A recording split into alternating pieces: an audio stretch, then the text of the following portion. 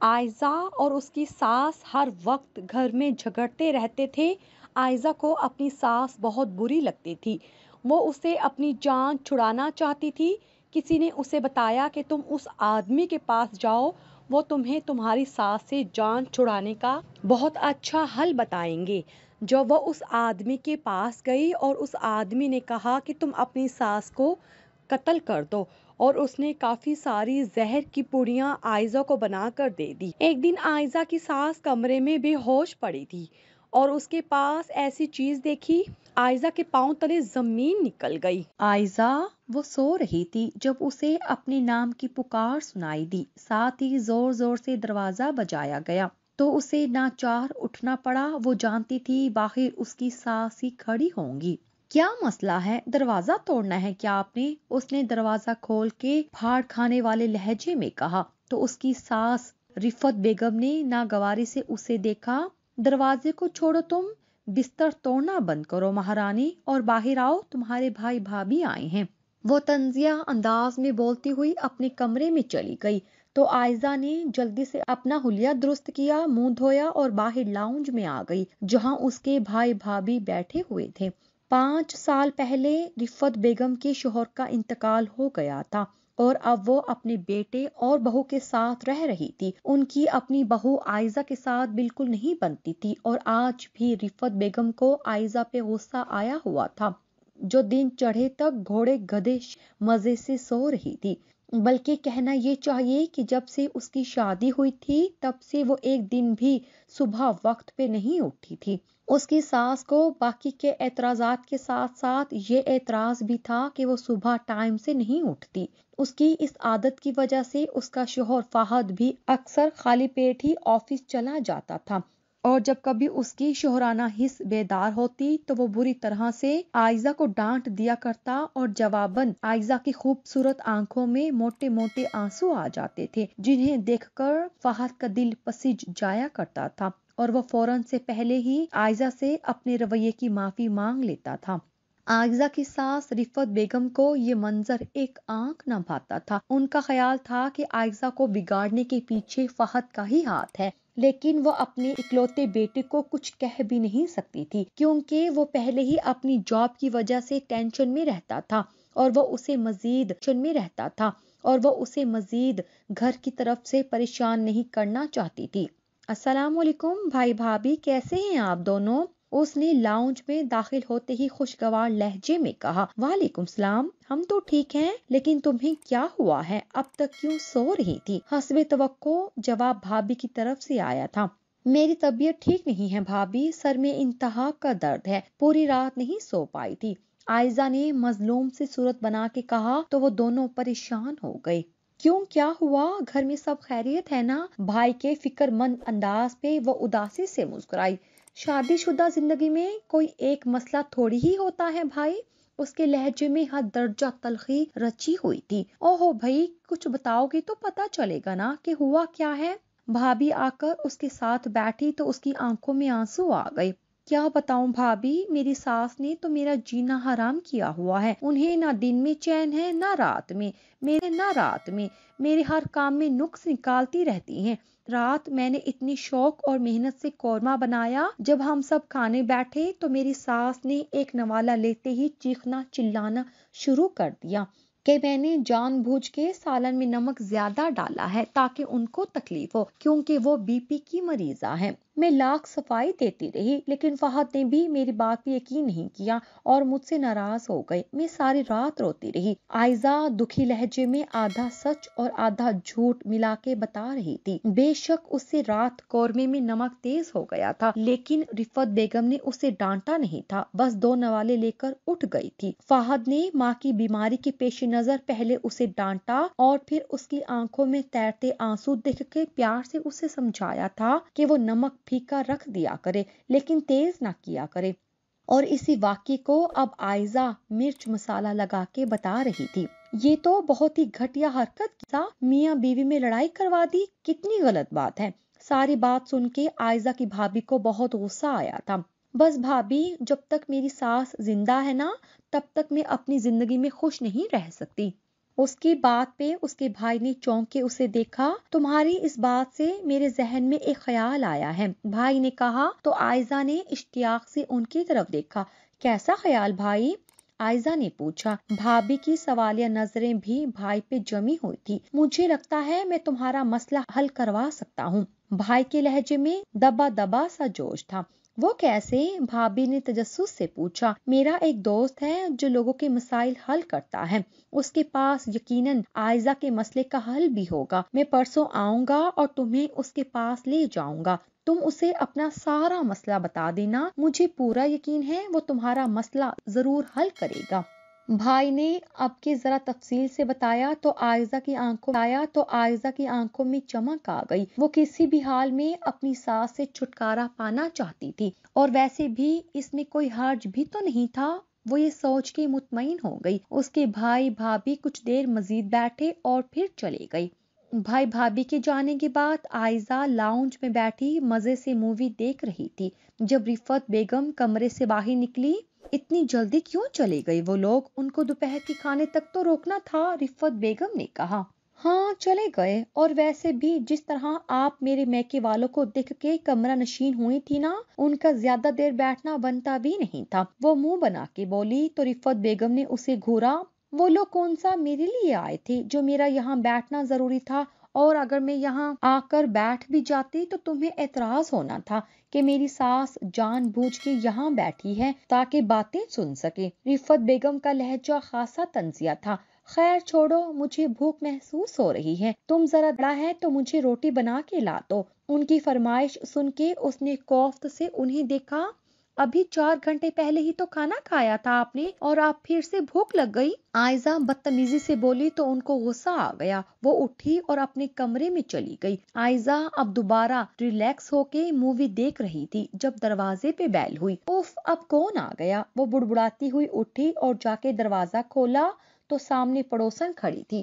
رفعت گھر میں ہی ہے نا؟ وہ پوچھنے لگی۔ جی آنٹی، امی جان گھر پہ ہی ہیں، آپ اندر آ جائیں، اس نے خوش اخلاقی سے کہا تو وہ مسکراتی ہوئی اندر آ گئی۔ امی اپنے کمرے میں ہیں، آپ وہیں چلی جائیں، اس نے کہا تو وہ سر ہلاتی رفعت بیگم کے کمرے کی طرف بڑھ گئی۔ عائزہ نے جلدی سے کچن میں جا کے چائے بنائی، ساتھ فریج سے کباب نکال کے فرائی کیے اور اچھے طریقے سے ٹرے سیٹ کر کے کمرے کے دروازے پہ آ کے رکی تو اسے اپنی ساس کی آواز سنائی دی۔ پتہ نہیں کس غلطی کی بہو، جب سے بیاہ کے لائی ہوں کوئی ایک دن بھی سکھ کا دیکھنا نصیب نہیں ہوا۔ ارے رفعت، بہویں تو ایسے ہی کرتی ہیں، ان کو ذرا کھینچ کے رکھنا پڑتا ہے بھئی، تبھی عقل ٹھکانے رہتی ہے ان کی۔ پہلے ساس کی اور پھر پڑوسن آنٹی کی بات سن کر عائزہ کی آنکھوں میں آنسو آ گئے۔ اس کا دل ایک دم اچاٹ ہو گیا تھا۔ وہ ٹرے پکڑے واپس کچن میں آئی، کباب فریج میں رکھے، چائے کو واپس ساس پین میں ڈال کے وہ اپنے کمرے میں آ کر بیٹھ گئی۔ اب اسے رات تک اس بات پہ کڑنا تھا۔ کیسی ہو؟ طبیعت ٹھیک ہے تمہاری؟ اتنی چپ چپ سی کیوں ہو؟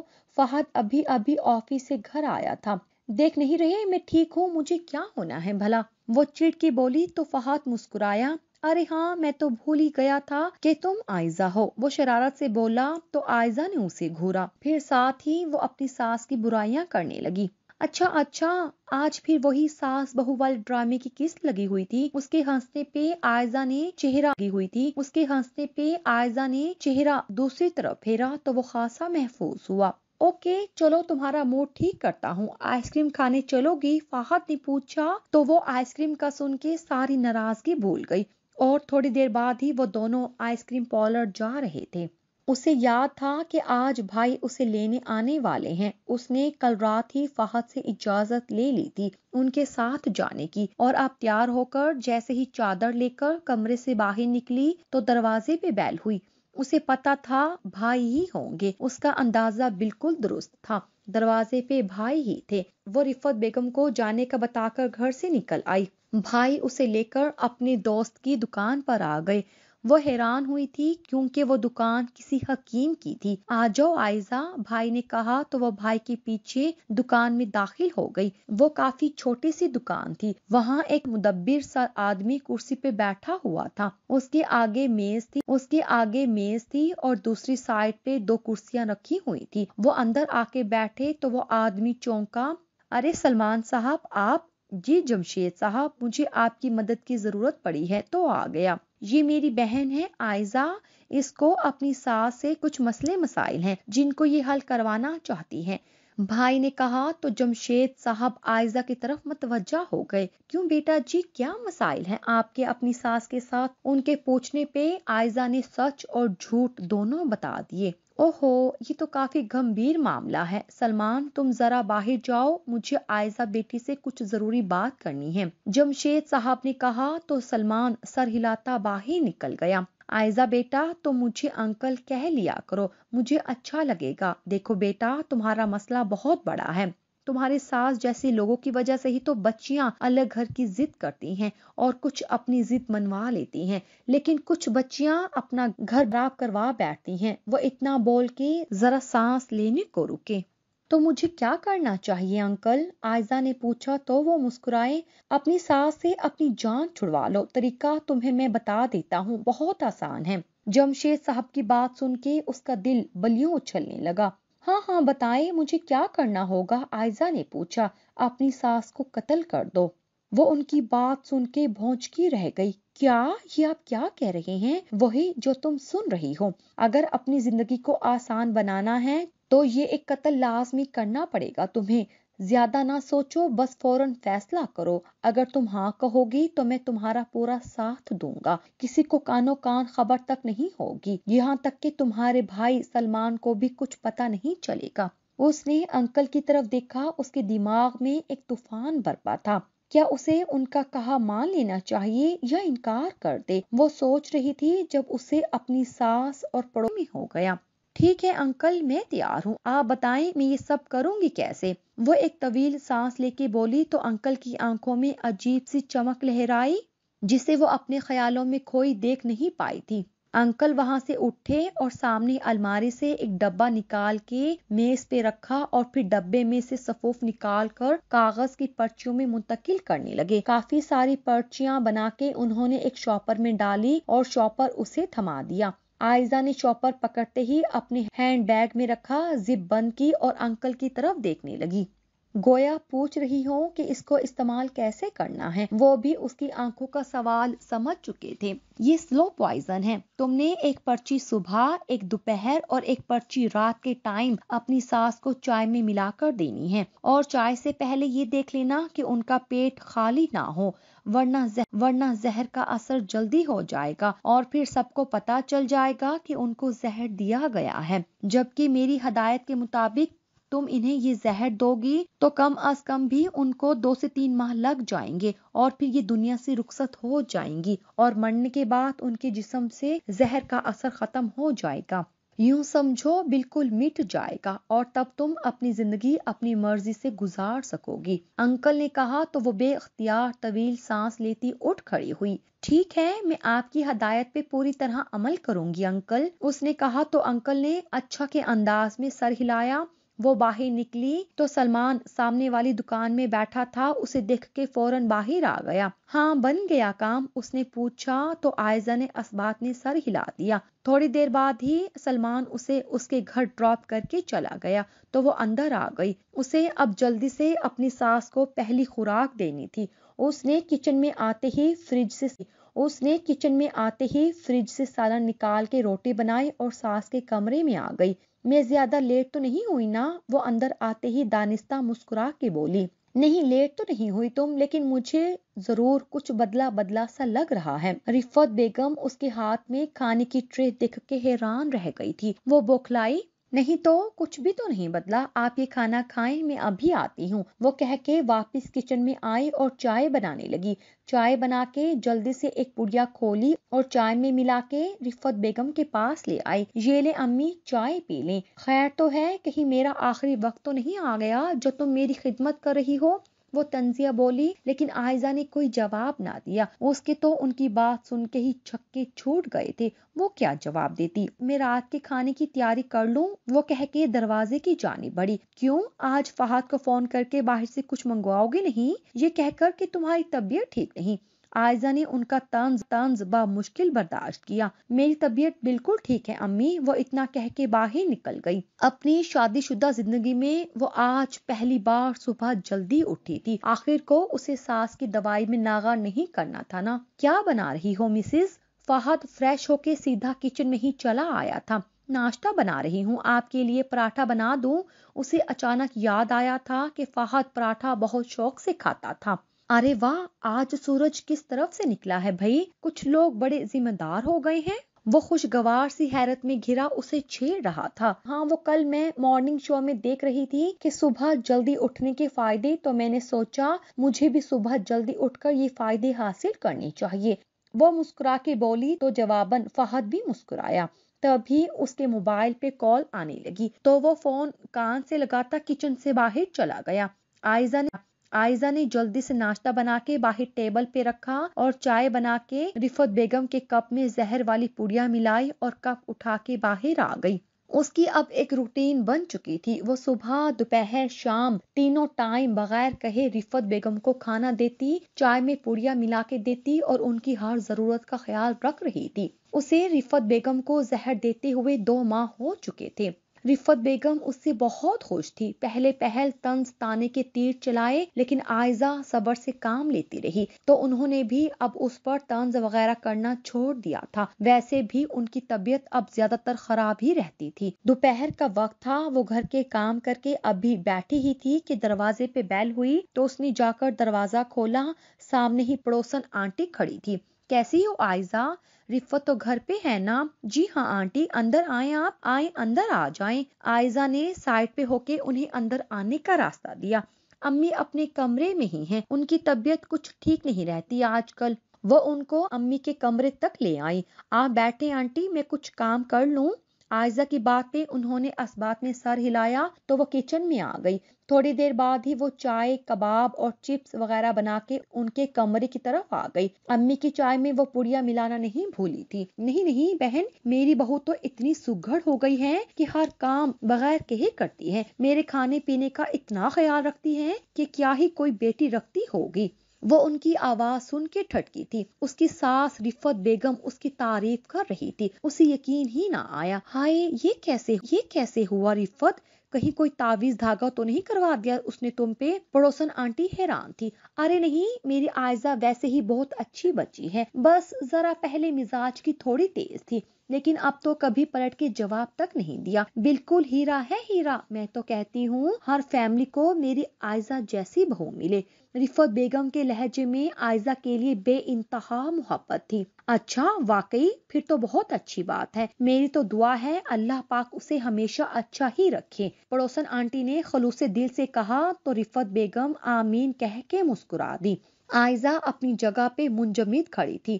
اسے ایک دم ہی عجیب سے احساس نے اپنے احسار میں لیا تھا۔ اسے کتنی آرزو تھی کہ رفت بیگم اسے سراہیں، لیکن اب جب کہ وہ ان کی دشمن بن بیٹھی تھی تو وہ اس کی مرضی کے مطابق ڈھل گئی تھی اور وہ انہیں موت کے گھاٹ اتار رہی تھی۔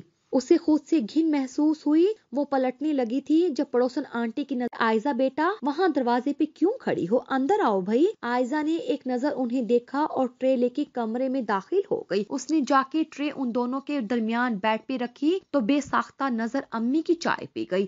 اس نے ایک لمحہ توقف کیے بغیر کپ اٹھا لیا۔ ارے کیا ہوا عائزہ، تمہارا رنگ کیوں اڑا ہوا ہے؟ امی نے کہا۔ کچھ نہیں امی، میں آپ کی چائے میں بلائی ڈال کے لاتی ہوں، بس 2 منٹ میں آئی۔ وہ کپ لیتے ہی کچن میں آئی، ساری چائے گرا کر نئی چائے بنائی، اس میں بلائی ڈالی اور فٹافٹ جا کر ان کو پکڑا دی۔ واہ بھئی، بہو ہو تو عائزہ جیسی۔ پڑوسن آنٹی نے بے اختیار تعریف کی تو وہ جبرن مسکراتی کمرے سے باہر آ گئی۔ اوہ میرے خدا، یہ میں نے کیا کر دیا؟ میں ایسا کیسے کر سکتی ہوں؟ وہ صرف فہد کی ہی نہیں، میری بھی تو ماں ہے، امی ہی کہتی ہوں نا میں انہیں، پھر ایسا جرم بلکہ گناہ ایک ماں کے لیے کیسے کر لیا میں نے؟ اوف، یہ مجھ سے کیا ہو گیا؟ اب میں امی کو مرنے سے کیسے بچاؤں گی؟ وہ اپنے کمرے میں بیٹھی مسلسل رو رہی تھی۔ اسے ایک حقیقت کا ادراک بھی ہوا تھا کہ بعض اوقات لفظوں میں اتنی طاقت ہوتی ہے کہ یہ مرتے ہوئے انسان کو نئی زندگی دے دیتے ہیں اور زندہ انسان کو موت تک لے آتے ہیں۔ اسے وہاں بیٹھے یہ سب سوچتے وقت گزرنے کا احساس ہی نہ ہوا تھا۔ عائزہ، طبیعت ٹھیک ہے تمہاری؟ وہ اپنی سوچوں میں گم تھی کہ اسے محسوس ہی نہیں ہوا کہ کب فہد کمرے میں آیا تھا اور اب اس کے پاس کھڑا تشویش سے پوچھ رہا تھا، بتاؤ نا یار کیا ہوا ہے؟ وہ اسے اس طرح بیٹھے دیکھ کے بہت پریشان ہو گیا تھا۔ کچھ نہیں فہد، اب فریش ہو جائیں، میں کھانا لگاتی ہوں۔ وہ خود کو سنبھالتی اٹھ کر جانے لگی تو فہد نے اس کا ہاتھ پکڑ کے دوبارہ بیڈ پہ بٹھا دیا۔ پہلے بتاؤ کیا ہوا ہے؟ مجھ سے ناراض ہو؟ امی نے کچھ کہا ہے کیا؟ دیکھو عائزہ، اگر امی کی کسی بات پہ دکھی ہوئی ہو تو پلیز نظر انداز کرو۔ ویسے بھی آج کل ان کی طبیعت ٹھیک نہیں رہتی، غصے میں کہہ دیا ہوگا تم دل پہ مت لو، اور اگر مجھ سے خفا ہو تو آئی ایم سوری، لیکن کچھ بولو تو یار، تم جانتی ہو میں تمہیں روتے ہوئے نہیں دیکھ سکتا، کتنا پریشان ہو گیا ہوں میں۔ وہ حد درجہ پریشانی سے بولتا ہوا عائزہ کو دوبارہ اپنے گناہ کی یاد دلا گیا۔ عائزہ بے اختیار اس کے کندھے سے لگ کے پھوٹ پھوٹ کے رو پڑی۔ یار کچھ تو بولو، وہ اب بے بسی سے بولا تو عائزہ نے اس کی طرف دیکھا۔ مجھے بہت ڈر لگ رہا ہے فہد، امی کی طبیعت بہت خراب ہے۔ اس کے دکھی لہجے پہ وہ چند لمحے اسے دیکھتا رہا جیسے اس کی بات سمجھنے کی کوشش کر رہا ہو، اور پھر بے ساختہ مسکرایا۔ پاگل لڑکی تم بھی نا، یہ کوئی بات ہے بھلا رونے کی؟ چلو آؤ امی کے پاس چلتے ہیں۔ وہ اسے لے کے سیدھا امی کے کمرے میں آ گیا۔ رفت بیگم عائزہ کا چہرہ دیکھ کے حیران ہی رہ گئی۔ امی جان یہ دیکھیں محترمہ کے کام، وہاں کمرے میں بیٹھی دھواں دھار رو رہی تھی۔ میں نے وجہ پوچھی تو کہتی امی کی طبیعت بہت خراب ہے۔ فہد اب ریلیکس تھا۔ ارے میں ٹھیک ہوں بیٹا، بالکل ٹھیک ہوں، تم کیوں پریشان ہو رہی ہو؟ رفت بیگم سائرہ کو ساتھ لپٹائے پیار سے بولی تو عائزہ کو ڈھیروں شرمندگی نے آن گھیرا۔ فہد کہیں تم نے عائزہ کو نہیں ڈانٹا؟ وہ اب فہد سے پوچھ رہی تھی۔ ارے نہیں امی جان، میری ایسی مجال کہاں، وہ شرارت سے بولا تو رفت بیگم مسکرائی۔ اچھا چلو اب کھانا کھا لو جا کر۔ ان کی بات سے عائزہ کو یاد آیا کھانا تو اس نے بنایا ہی نہیں تھا۔ سوری میں نے تو کھانا بنایا ہی نہیں، وہ شرمندگی سے بولی۔ کوئی بات نہیں بیٹا، فہد باہر سے لے آئے گا، جاؤ فہد، بلکہ عائزہ کو بھی ساتھ لے جاؤ، رفت بیگم نے کہا تو فہد نے اسبات میں سر ہلایا۔ عائزہ اپنا کمرہ صاف کر رہی تھی جب اسے رفت بیگم کے کمرے سے عجیب سی آواز آئی۔ وہ بھاگ کے ان کے کمرے میں آئی تو دھک سے رہ گئی۔ وہ نیچے زمین پہ گری ہوئی تھی اور بے ہوش تھی۔ عائزہ کے تو جسم میں جان ہی نہیں رہی تھی۔ وہ بامشکل فون تک آئی اور فہد کو فون کر کے ابھی گھر کہہ کے اندر امی کے پاس آ گئی۔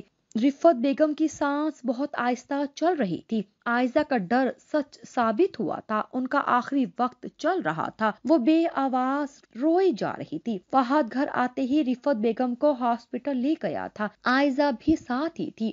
ڈاکٹر رفت بیگم کو ایمرجنسی میں لے گئے تو وہ وہیں بینچ پہ بیٹھ گئی۔ فہد ادھر سے ادھر پریشانی سے ٹہل رہا تھا۔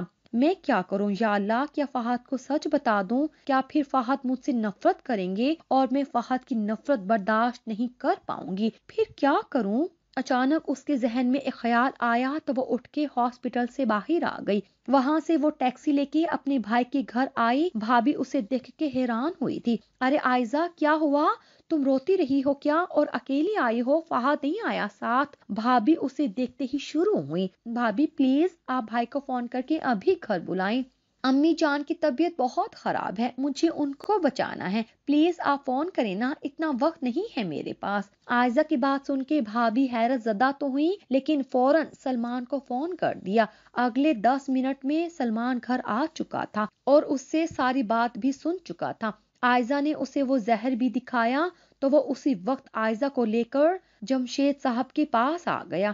کیا ہوا، خیریت؟ جمشید صاحب کے پوچھنے پہ عائزہ نے اپنے پرس میں سے وہ زہر کی ساری پوڑیاں نکال کے میز پہ رکھ دی۔ وہ ہلکا سا چونکی، کیوں کیا آپ نے ایسا؟ کیوں مجھے یہ زہر دیا؟ وہ میری بھی ماں ہے، آپ کے پاس کوئی ڈھنگ کا علاج نہیں تھا تو آپ انکار کر دیتے، لیکن یہ جرم تو نہ کرتے۔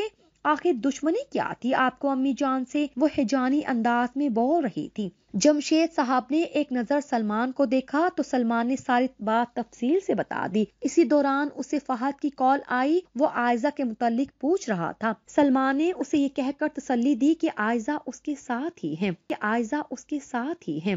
اچھا، تو کیا آپ کی امی ہاسپٹل تک پہنچ گئی ہے؟ مبارک ہو بھائی عائزہ بیٹا، اب تم اپنی زندگی اپنی مرضی کے مطابق گزار سکو گی۔ تم خود ہی تو چاہتی تھی نا تمہاری ساس تمہاری زندگی سے نکل جائے۔ جمشید صاحب کے چہرے پہ ہلکی سی مسکراہٹ تھی۔ میں اب ایسا نہیں چاہتی، میں مانتی ہوں سب میری غلطی ہے، لیکن میں چاہتی ہوں وہ زندہ رہے۔ پلیز انکل، خدا کے لیے مجھے کوئی ایسی دوا دیں جو اس زہر کا توڑ کر سکے۔ پلیز انکل، وہ روتے ہوئے ہاتھ جوڑ کے بولی، اس زہر کا کوئی توڑ نہیں ہے عائزہ بیٹا، کیونکہ یہ جو میں نے تمہیں دیا تھا یہ زہر تھا ہی نہیں۔ ان کی بات پہ وہ بے اختیار اٹھ کھڑی ہوئی۔ اس نے ایک نظر سلمان کو دیکھا، اس کے چہرے پہ بھی خفیف سی مسکراہٹ تھی۔ اسے دھچکا سا لگا، کیا مطلب بھائی، یہ انکل کیا کہہ رہے ہیں؟ اس نے بے یقینی سے کہا تو سلمان نے اسے واپس کرسی پہ بٹھایا اور اس کے آگے میز پہ پڑی ایک پڑیا کھولی۔ یہ دیکھو عائزہ، اس میں کوئی زہر نہیں بلکہ پھلکی سی دوا ہے جو تم رفت آنٹی کو دیتی رہی ہو۔ سلمان بھائی کے انکشاف نے اسے ساکت کیا تھا۔ جس دن تم نے مجھے اپنے گھریلو حالات بتائے تھے میں تبھی سمجھ گیا کہ 90% لڑکیوں کی طرح تم بھی الگ رہنے کی خواہش مند ہو، کہ تم پہ کسی بھی قسم کی روک ٹوک نہ ہو۔ رفت آنٹی کے تمہارے متعلق کیسے خیالات ہیں یہ جاننے کے لیے میں رفت آنٹی سے بھی ملا تھا۔ ان سے بات کر کے مجھے پتا چلا کہ تمہاری اپنے گھر رہنے کی کیا روٹین ہے، اور یہ کہ رفت آنٹی کو تمہاری کن باتوں پہ اعتراض ہے۔ اگر تم ان اعتراضات کو ختم کر دیتی تو آنٹی کو تم سے کوئی گلہ نہ رہتا۔ خیر، یہ سب جاننے کے بعد میرا فرض تھا کہ میں تمہیں سمجھاتا، لیکن اس سے پہلے میں نے جمشید صاحب کو یہ ساری صورتحال بتائی۔ جمشید صاحب بہت ذہین انسان ہیں۔ میں نے اس بارے میں ان سے رائے مانگی تو جمشید صاحب نے یہ سارا پلان بنایا۔ یہ پلان تمہاری نیچر اور رفت آنٹی کے اعتراضات کو مد نظر رکھ کے بنایا گیا تھا، یعنی تمہارے سامنے تمہارا من پسند مقصد رکھ دیا گیا، اور اس مقصد کی کامیابی کے لیے تم اپنی نیچر سے ہٹ کے وہ سب کام کرنے لگی جو تم عام حالات میں بالکل نہ کرتی تھی، اور تمہاری ان بے سمت کوششوں سے آنٹی کے تمہاری ذات سے وابستہ تمام گلے شکوے ختم ہو گئے، اور وہ دل سے تمہیں اپنی بیٹی سمجھنے لگی، اور ایک ماں کی محبت نے تمہارے دل سے بھی آہستہ آہستہ نفرت کو ختم کر دیا، اور بالآخر تم نے انہیں ماں تسلیم کر لیا۔ مجھے بے حد خوشی ہے کہ ہم کامیاب ہوئے ہیں۔ ہاں، لیکن ایک بات کا افسوس ضرور ہے دل میں کہ میری بہن ہو کے تم ایسا جرم کر رہی تھی۔ سلمان ساری تفصیل بتا کے آخر میں اداس لہجے میں بولا تو عائزہ کا سر شرمندگی اور ندامت سے جھک گیا تھا۔ مجھے معاف کر دے سلمان بھائی، میں نے بہت غلط کام کیا ہے۔ میں امی جان سے ہاتھ جوڑ کے معافی مانگ لوں گی، مجھے یقین ہے وہ مجھے معاف کر دیں گی، اور پلیز بھائی آپ لوگ بھی مجھے معاف کر دیں۔ میں آئندہ زندگی میں کبھی ایسی بات سوچوں گی بھی نہیں، اور نہ ہی کبھی آپ کا یہ احسان بھولوں گی۔ آپ کا بہت شکریہ انکل، لیکن ایک بات سمجھ نہیں آئی کہ جب زہر کا کوئی وجود ہی نہ تھا تو امی جان کیوں بیمار ہو گئی؟ اس کے پوچھنے پہ انکل نے ایسے سر ہلایا جیسے انہیں اس سے اس سوال کی توقع ہو۔ بیٹا، بیماری تو اللہ کی طرف سے ہے، تم اپنی امی کی خدمت کرو گی تو وہ جلد ہی ٹھیک ہو جائیں گی، انکل نے کہا تو اس نے اسبات میں سر ہلایا۔ سلمان بھائی مجھے معاف کر دے پلیز، مجھ سے ناراض نہ ہو۔ اس کے لہجے میں اتنی شرم ساری تھی کہ سلمان بے ساختہ مسکرا دیا۔ میں جانتا ہوں بچے کہ تم بہت اچھے سے سب سمجھ گئی ہو، لیکن اس بارے میں آنٹی یا فہد کو کچھ بھی بتانے کی ضرورت نہیں۔ بس بھول جانا کہ کبھی تم نے کچھ ایسا سوچا تھا، اور آؤ چلو تمہیں واپس ہاسپٹل چھوڑ آؤں، سلمان نے اٹھتے ہوئے کہا تو عائزہ بھی اٹھ کھڑی ہوئی۔ ایک بار پھر سے شکریہ انکل، عائزہ نے تہ دل سے کہا تو انکل مسکرائے۔ خوش رہو بیٹوں کہ سب بچیاں اپنے گھروں میں ہمیشہ خوش رہیں، انشاءاللہ۔ جمشید صاحب اوکے، پھر ملاقات ہوگی آپ سے، سلمان صاحب کہہ کے دکان سے باہر آ گیا۔ عائزہ بھی اس کے پیچھے ہی شاپ سے باہر نکلی۔ تھوڑی دیر میں وہ واپس ہاسپٹل پہنچ چکی تھی۔ فہد، امی جان کیسی ہیں اب؟ عائزہ نے آتے ہی بے تابی سے پوچھا۔ کافی بہتر ہیں اب، لیکن تم کہاں چلی گئی تھی؟ فہد نے جواب دینے کے ساتھ ہی سوال کیا۔ وہ سلمان بھائی کو کچھ کام تھا مجھ سے۔ خیر چھوڑے، آپ یہ بتائیں ڈاکٹر نے کیا بتایا ہے، کیا ہوا تھا ان کو؟ عائزہ کے دل میں ابھی بھی ڈر تھا۔